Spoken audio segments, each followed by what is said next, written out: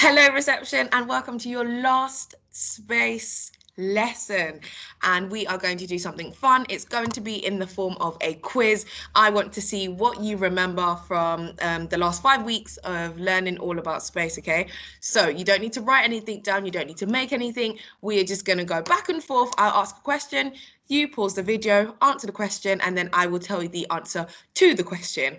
Okay, hopefully you remember quite a lot from the topic, so let's see. So let's see how much you remember. So question 1 is made up of 2 parts. So we've got a part A and a part B. So question 1A is, what is the first planet after the sun?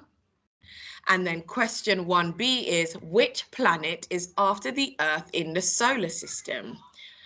Okay, so pause the video now, have a think about it, and then I will tell you the answer. Okay, let's see if you have got the correct answer. So one more time, what is the first planet after the sun, and which planet is after the Earth in the solar system? So the answer to question 1A, which planet is after the sun, is Mercury. Give yourselves a whoosh if you got that answer correct. And also 1B, what planet is after the Earth, is Mars. Give yourselves another whoosh if you got that one correct. Well done, guys. So that is question 1 done. Let's move on to question 2. Name 3 things that you might see up in space. I'll say it again. Name 3 things that you might see up in space. So pause the video now, have a think about 3 things that you'll see up in space.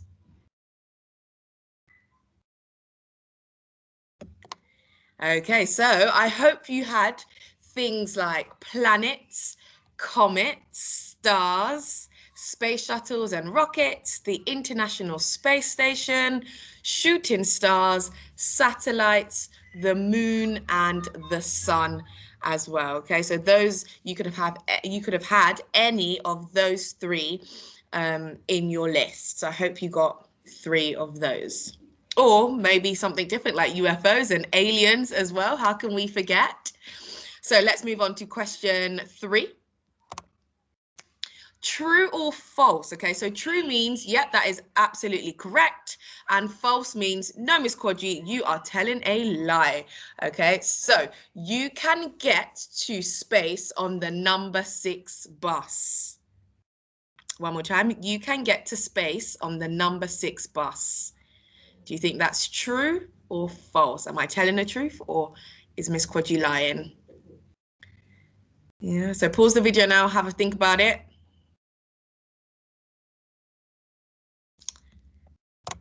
I hope you all said false because that was a lie. Of course you can't get to space on the number 6 bus. The only way of getting up to space is via a space shuttle or a rocket, okay?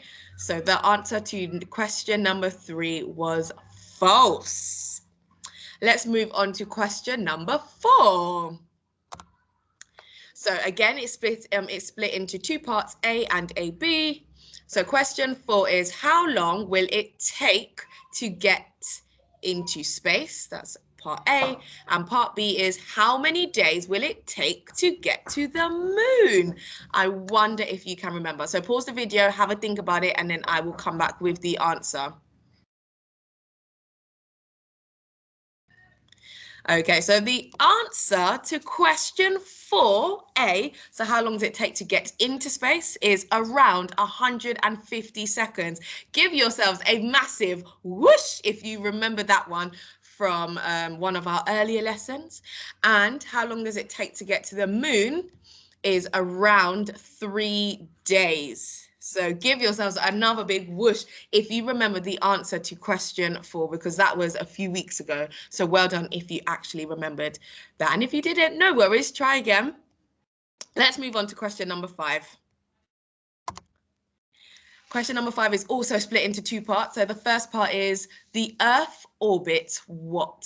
So think back to that lesson where I had the sun, the Earth, and the moon, and we also made it. So what does the Earth orbit? And then 5B is, what orbits the Earth? So think about, what did we have? What 3 things did we have, and which one went around which?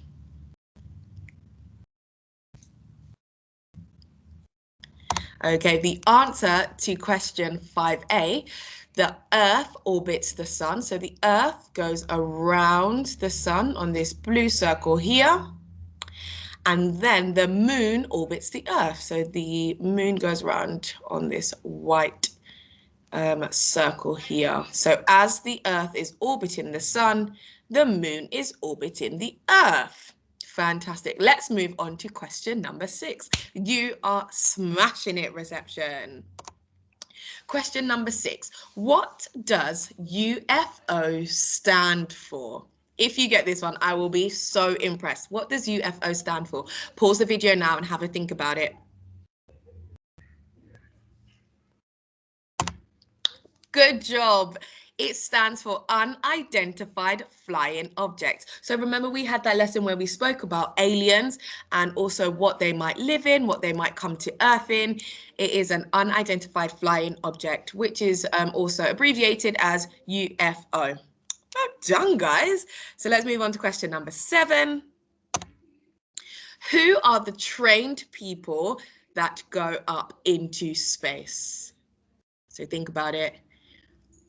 Who are the trained people that go up into space? I hope we all got it right. Let's say it all together. They are called astronauts. Well done, reception. Astronauts go up into space. I would like to be an astronaut one day. Would you? Let's move on to question number 8. Name 2 things you must do in order to become an astronaut. So I want you to think about the lesson that we had last week, where there was a little boy who was telling us all the things that you have to do to become an astronaut. Just think of 2 things that he said. Pause the video and have a think.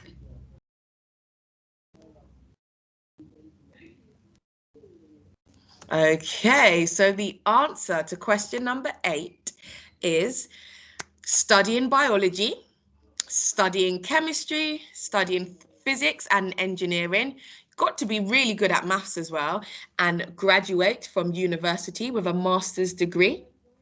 You also have to be 58.5 inches tall. You have to be really strong, have good eyes, know how to fly a plane, and have 1,000 hours experience of flying a plane. And you always need to be kind. So I hope you got at least 1 or 2 of those. If you remembered most of them, then fantastic, and a well done to you. So that brings us to the end of our quiz. You have done it, reception. We have learned all about space from the comfort of our homes. We have made rockets.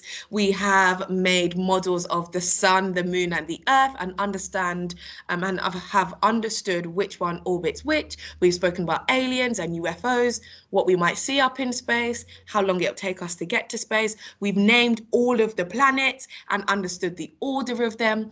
I am so impressed with all of your hard work and also your determination within this space topic. I have absolutely loved teaching space. I hope you have really loved learning about space. And that concludes the end of our topic for this term. Give us a thumbs up if you have enjoyed learning all about space, and I cannot wait to see you for our next topic after half term. Have a lovely day and see you next time. Bye.